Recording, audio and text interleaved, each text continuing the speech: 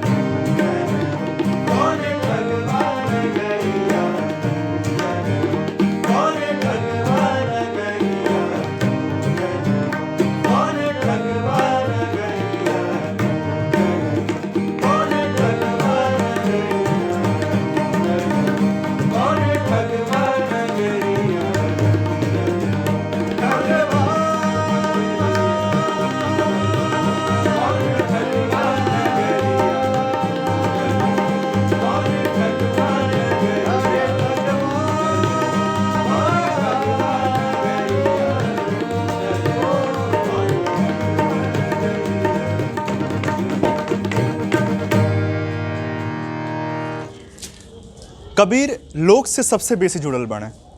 कबीर के कुल ही रचना में, कुल ही विचारण में लोक लौकेला, एगो आम जनजीवन, आम व्यक्ति के बात लौकेला। वही गीतन के हमनी के लोक संगीत के रूप में लेके आयल बनी जान। ई गीत जौन बा, अगला गीत हमनी के ले आवत नहीं जान, वो पूरा लोक संगीत के रूप में बाटे। कबीर के गीत चिन्हा जाली सन गौले पर। ई बुझाला कि हाँ, ये कबीरे के गीत है, लेकिन कुछ गीत उनका ऐसन बाड़ी सन जेके सुनले पर लागी कि हमनी के कोनो लोकगीत सुन रहल बानी जान। वही तरह के गीत बाटे, छिटिक गईले घमवा फुअरो न जागे। आई सुनल जाओ ये गीत के।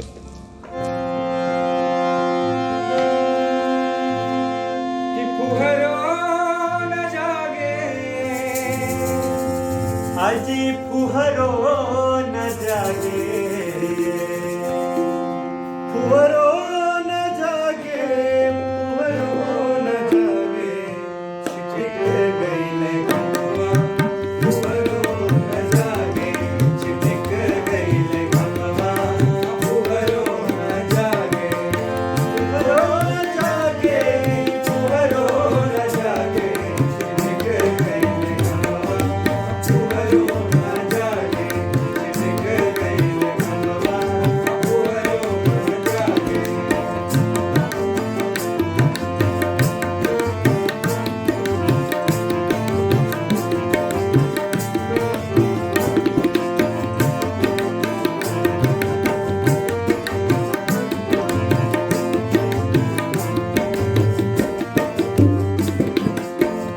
हर हर हर जगलो जो करी, जगलो जो करी हो, जगलो जो करी।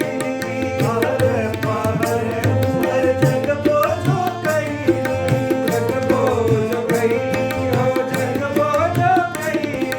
वज्र परे उनका घरवा के कमवा, वज्र परे उनका घरवा के कमवा, फुहरो न जागे, छिटक गईले घमवा, फुहरो न जागे, छिटक गईले घमवा।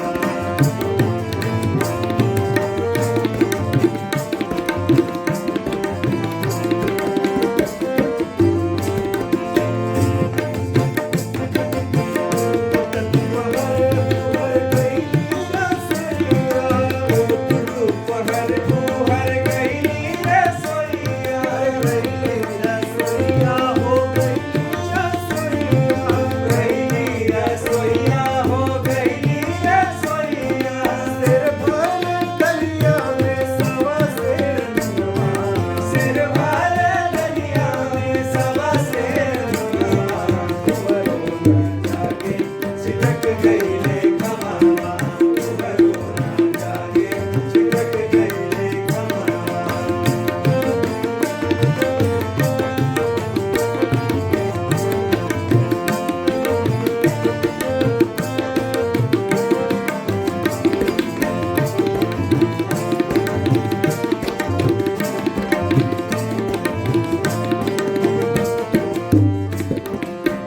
साँझ समय भर कईली कजरवा, साँझ समय भर कईली कजरवा, कईली कजरवा, कईली कजरवा, कईली कजरवा, कईली कजरवा।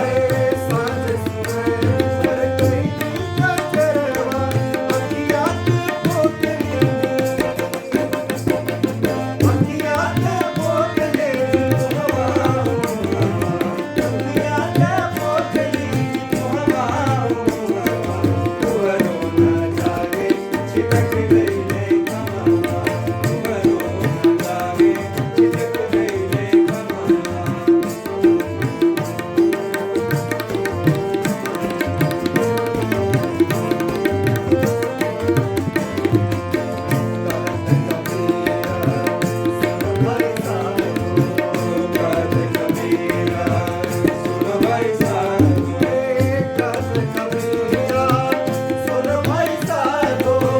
कबीरा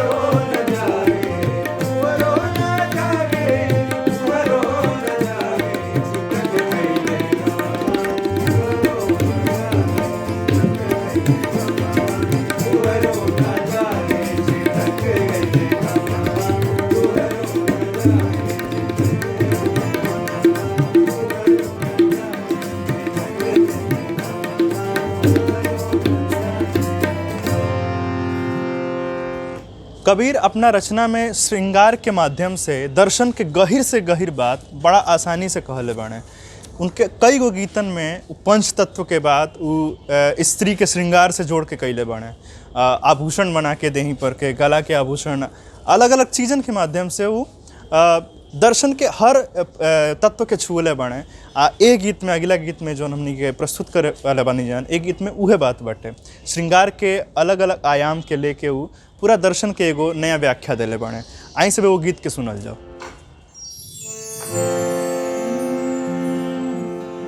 रंगे मोरी चुनरी, रंगे मोरी चुनरी, कौन रंग रे जवान, रंगे मोरी चुनरी, कौन रंग रे जवान, कौन रंग रे जवान के मोरी चुनरी, पाँच तत्व के बनल चुनरिया, चुनरी पहिर के लागे बड़ी सुनरी, पाँच तत्व के बनल चुनरिया, चुनरी पहिर के लागे बड़ी सुनरी, लागे बड़ी सुनरी, कौन रंग रे जवान के मोरी चुनरी, कौन रंग रे जवान के मोरी चुनरी।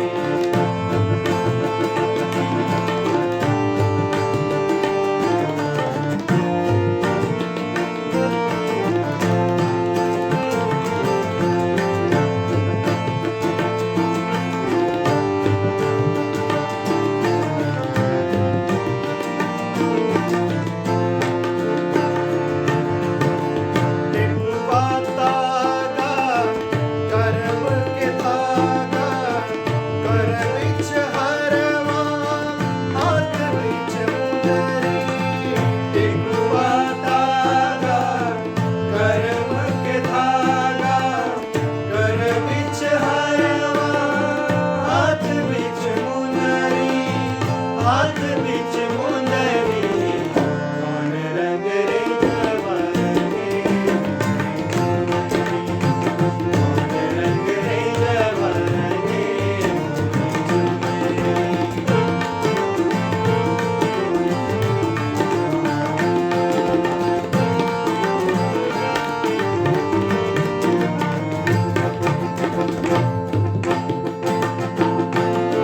सुर हो सिंगार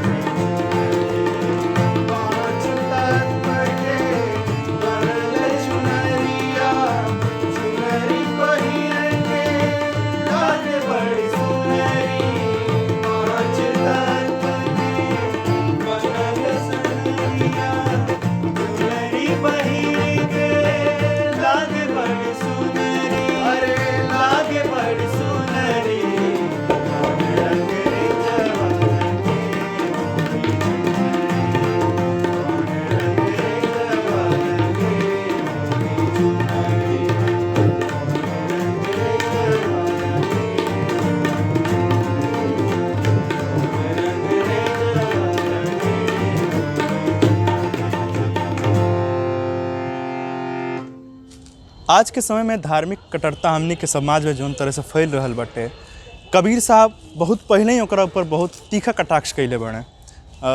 हिंदू मुसलमान चाहे कोनो धर्म के लोग जौन अपन कट्टरता देखावता, अपन बाना से देखावता कि हम ढेर हिंदू बानी चाहे ढेर मुसलमान बानी, लेकिन जौन ओकर वास्तविक आचरण बा, जौन धर्म ग्रंथन में जौन बात लिखल बा असली ओके फॉलो नहीं के पावत।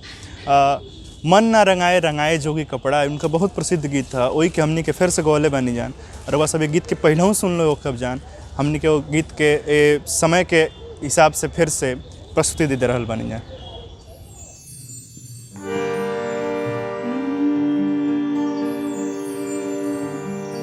हिंदू कहे मोहि राम प्यारा,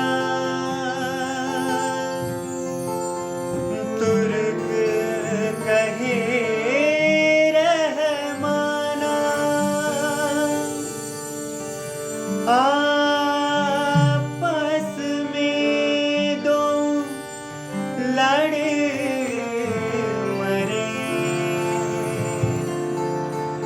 मरम के हो नहीं जाना, मरम के हो नहीं जाना।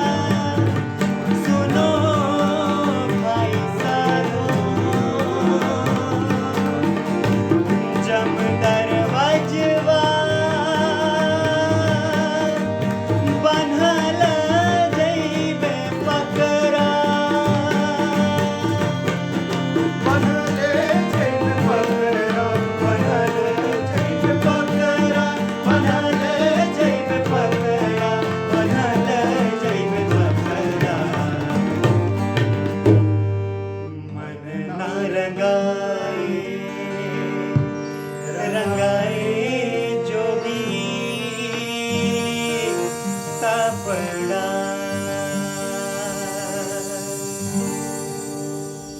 बुद्ध, महावीर, जैन, कबीर, ये सब लोग एक ही परंपरा के महापुरुष हैं लोग। वही परंपरा में नाम आवेला गोरखनाथ के। 10वीं शताब्दी के ये महापुरुष के नाथ संप्रदाय के से संबंध है। नाथ संप्रदाय भी निर्गुण विचारधारा के एगो संप्रदाय रहल, जोना में उहे विचार जौन कबीर कहलें उहे विचार गोरखनाथ भी कह के गइल बाड़े। आचरण के शुद्धता, व्यवहार के शुद्धता पर बल देहल लोग। ये लोग गोरखनाथ चूँकि गोरखपुर क्षेत्र से रहलें, उनकर कई गो रचना मिलल लिसन जिनमें भोजपुरी के संपुट, भोजपुरी के अंश लौकेला। उनकर एगो ऐसन गीत बटे जे के हमनी के बैंड टीम कंपोज कैले बिया। ओ गीत के हमनी के प्रस्तुति देहल जाई, सुनल जाओ।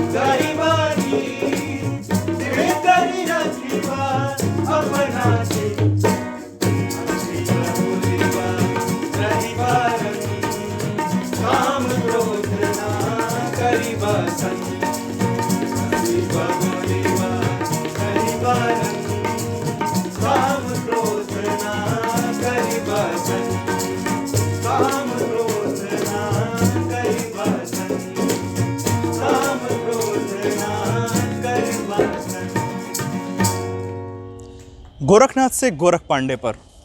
गोरख पांडे एगो ऐसा नाव है जौन पूरा भारत में मजदूर किसान आंदोलन आ छात्र आंदोलन के बीच में एगो बहुत चर्चित नाम है। उनका गीतन, उनका कविता के लेके, चाहे भोजपुरी भाषा में उनके गीत होके, चाहे हिंदी के गीत, पूरा भारत के एगो जौन आंदोलनकारी समूह बाटे उ गावेला। यही देवरिया से उनके जुड़ाव रहे आ उनकर एगो गीत जौन आज के समय में, एह समय में बहुत ही रेलेवेंट बा, ओके हमनी के प्रस्तुत करत तनी जन रउआ के सबके सामने। किसान के प्रति हमनी के इ समर्पण बाटे आ हमनी के ऋणी बानी जन ओ किसानन के। आई ये गीत के सुनल जाओ।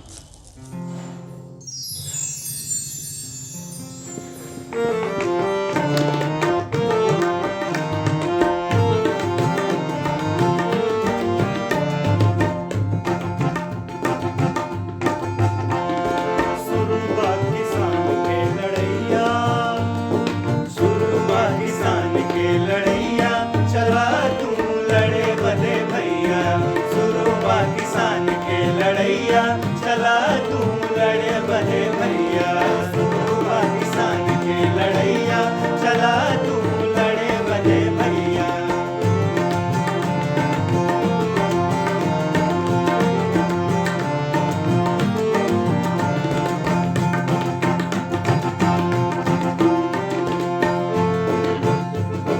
कब तक सुतबा मून के नयनवा, नयनवा हो मून के नयनवा।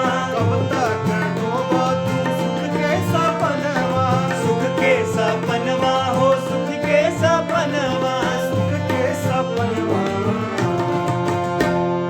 उठली ललकी किरनिया, उठली ललकी किरनिया, चला तू लड़े बने भैया।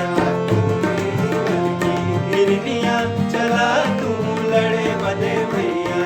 सुबह किसान की लड़ैया, चला तू लड़े बने भैया।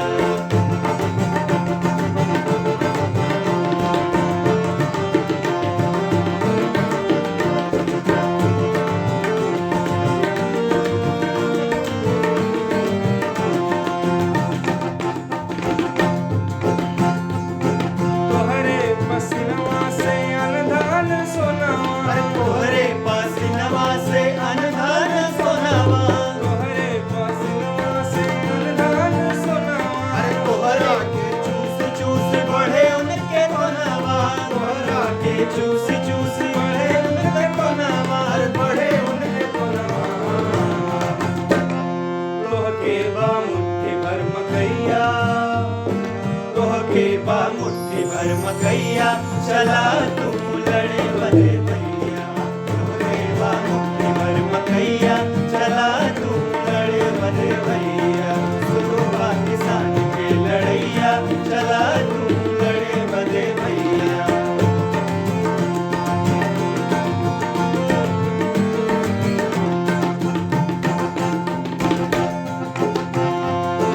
तोहरे लइकवन के फौजी बनावे, तोहरे लइकवन के फौजी बनावे। उनके बंदूक देख तोरे पर चलावे, उनके बंदूक देख तोरे पर चलावे। उनके बंदूक देख तोरे पर चलावे, उनके बंदूक देख तोरे पर चलावे। तोरे पर चलावे। अरे जेल के बतावे का चहरिया, जेल के बतावे का चहरिया, चला तू लड़े बने भैया। जेल के बतावे का चहरिया, चला तू लड़े बने भैया। सुरुवा किसान के लड़ैया, चला तू लड़े बने भैया।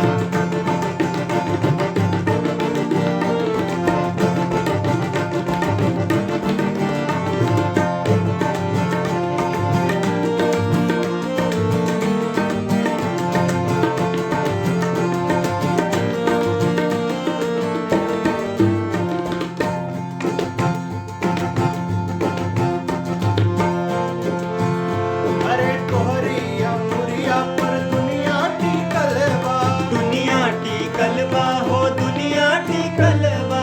पखरा में तोहरे नर के परल बा, नर के परल बा हो नर के परल बा।